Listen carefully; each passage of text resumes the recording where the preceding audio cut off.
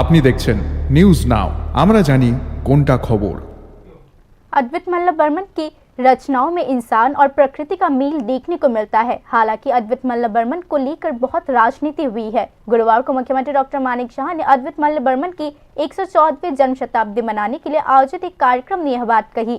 मुख्यमंत्री डॉक्टर मानिक शाह ने आज कहा, बीजेपी सरकार एससी और एसटी सहित समाज के सभी वर्गों के लोगों के उत्थान को सबसे ज्यादा महत्व देती है। मुख्यमंत्री डॉक्टर मानिक शाह ने यह भी कहा कि देश और समाज के समग्र विकास के लिए अद्वित मल्ल बर्मन की साधना बहुत जरूरी है।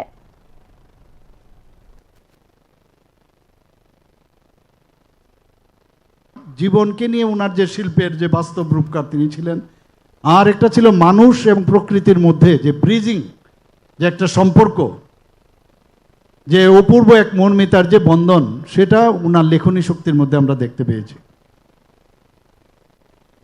এবং ওনার থেকে আজকের তারিখে অদ্বৈত মল্ল বর্মনকে নিয়ে সামনে রেখে অনেক অনেক রাজনীতি করেছে, কিন্তু আমাদের